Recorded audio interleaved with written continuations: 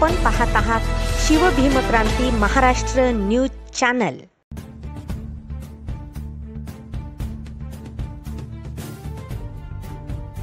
Bodhisattva doctor B R. Ambedkar स्मारक व बुद्ध विहार समिती द्वारा आयोजित माता रमाई भीमराव आंबेडकर यांच्या 127वी जयंती व एक दिवसीय विपश्यना शिबिर संपन्न झाले। पूर्णा शहरातील बुद्ध विहार या ठिकाणी त्यागमूर्ती माता रमाई भीमराव आंबेडकर यांची 127वी जयंतीचे औचित्य साधून एक दिवसीय विपश्यना शिबिराचे आयोजन करण्यात आले होते। यावेळी मुख्य मार्गदर्शक म्हणून भजंत डॉक्टर उपगुप्त महातेरो, कार्याध्यक्ष अखिल भारतीय भिक्खू संघ यांच्या मार्गदर्शनाने सुरुवात करण्यात आली। तर प्रमुख धम्मदेशना शिबिरामध्ये भदंत डॉक्टर असिन उत्तम तारा, संस्थापक अध्यक्ष Thabarwa meditation centre Myanmar, Vietnam, Thailand, America, Japan, Taiwan यांनी एक दिवसीय विपश्यना शिबिरामध्ये धम्मदेशना दिली व म्यानमार येथून आलेले भिक्खुगण यांनी सुद्धा शिबिरास मार्गदर्शन केले। कार्यक्रमास प्रमुख उपस्थितीमध्ये भिक्खू पय्या वंश, बुद्ध विहार पूर्णा, भीमराव वायवळ संचालक, Sarnath social welfare federation Parbhani, माता रमाईच्या व्याख्यात्या डॉक्टर करुणाताई जमदाडे नांदेड या होत्या। तर कार्यक्रमाच्या अध्यक्षस्थानी काशीबाई रामभाऊ कांबळे पूर्णा या होत्या। तर प्रमुख उपस्थितीमध्ये प्रकाश कांबळे, यादवराव भोवरे, उत्तम खंदारे, दिलीप गायकवाड, शामराव जोगदंड, हर्षवर्धन गायकवाड, ज्ञानोबा जोंधळे, गौतम भोळे, त्रिंबक कांबळे, अतुल गवळी यांच्यासह मान्यवरांची उपस्थिती होती। कार्यक्रमाचे सूत्रसंचालन श्रीकांत हिवाळे यांनी केले। तर कार्यक्रमासाठी रोहिणी धम्म सेवाभावी महिला मंडळ, आम्रपाली महिला मंडळ, विशाखा महिला मंडळ, तक्षशिला महिला मंडळ, माता रमाई महिला मंडळ, वैशाली महिला मंडळ, भीमाई महिला मंडळ, लुंबिनी महिला मंडळ, सावित्रीबाई फुले महिला मंडळ, संघमित्रा महिला मंडळ, सुजाता धम्म सेवाभावी महिला मंडळ यांच्यासह उपासक उपासिका मोठ्या संख्येने उपस्थित होते। पाहूया सविस्तर वृत्तांत शिवभीमक्रांती महाराष्ट्र न्यूज निर्भीड निपक्ष वृत्तवाहिनीवर।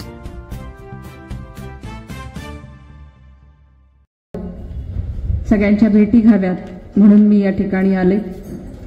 जीर्णधुळीचा खोल मोळीचा माणूस केला उभा, जीर्णधुळीचा खोल मोळीचा माणूस केला उभा, माणूस केला उभा जयांना नव्हती कसली मुभा, माणूस केला उभा जयांना नव्हती कसली मुभा, त्याच धुळीचा माणूस बोले आज लाखामधली सभा, आज लाखामधली सभा।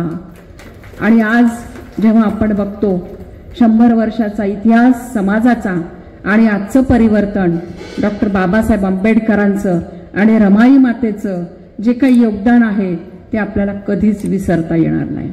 आजचं परिवर्तन आणि आजचं समाजाचं चित्रण मग प्रत्येक क्षेत्रातलं, शैक्षणिक असेल, सामाजिक असेल, प्रशासकीय असेल, राजकीय असेल, सांस्कृतिक असेल, प्रत्येक क्षेत्रातलं आजचं समाजाचं चित्र अत्यंत विलोभनीय आहे असं म्हटलं तर वावगं ठरू नये। गौरी रमाण थापलेली ठरली लाखाच्या मोलाची, गौरी रमाण थापलेली ठरली लाखाच्या मोलाची, तिची साधीच राहणी पण सोन्या मोत्याच्या तोलाची, सोन्या मोत्याच्या तोलाची। माता रमाईचं समर्पण मला वाटतं आज आपल्याला सांगायची गरज नाहीये।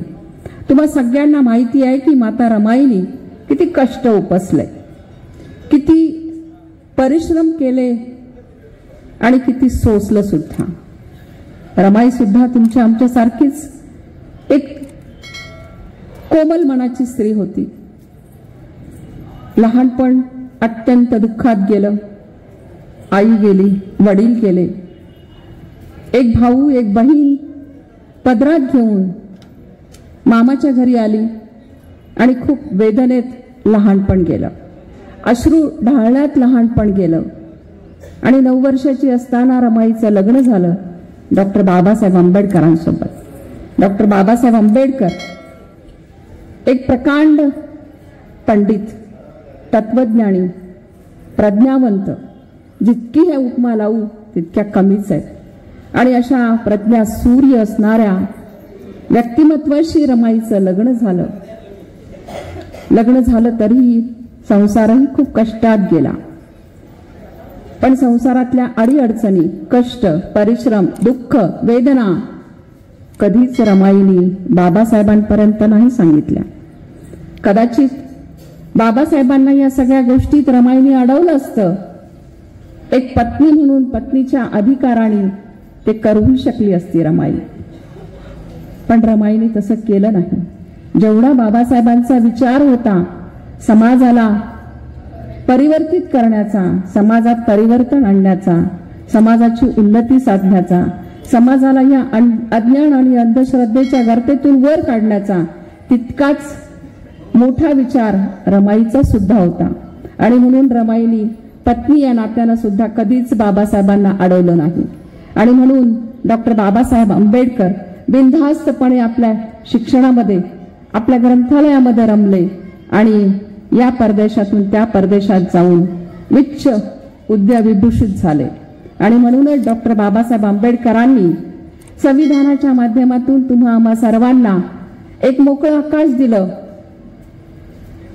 एक मोकळा मार्ग दिला आणि बुद्धाच्या तत्वज्ञानात संमिलित होण्यासाठी, समाहित होण्यासाठी, सहज आणि सुलभ जीवन जगण्यासाठी तुम्हा आम्हा सर्वांना एक सहज जीवन जगण्याचा मार्ग सुद्धा दिला.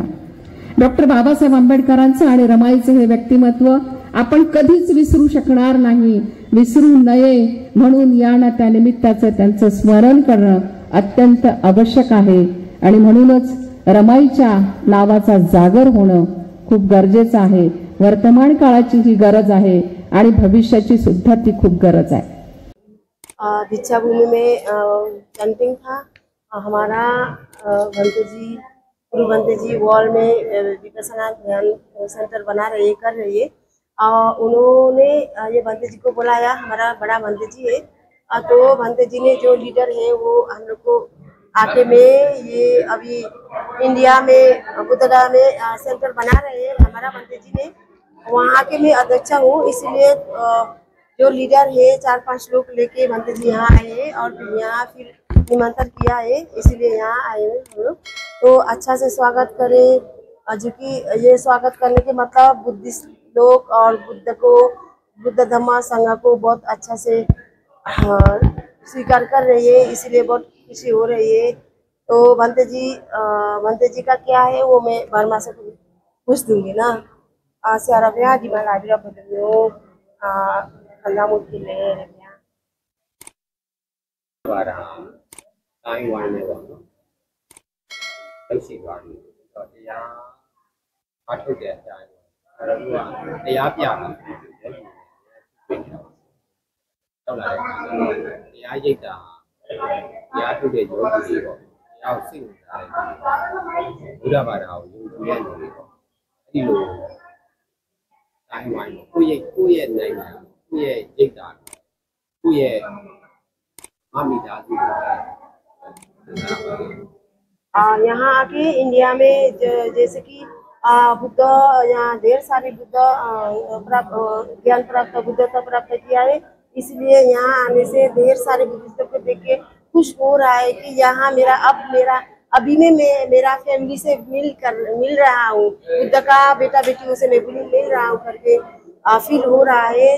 क्योंकि यहाँ का जो भारत का सब लोग अभी मुंबई में भी गया है और दिशा भूमि पे भी गया है, तो सब लोग चाहते हैं कि सब योगी लोग चाहते हैं कि मेडिटेशन के लिए अच्छा गुरु चाहिए करके। तो ये देख के अपना घर फिर आया जैसा, बुद्ध के देश में अपना घर आया जैसा फील हो रहा है, बहुत खुशी हो रहा है।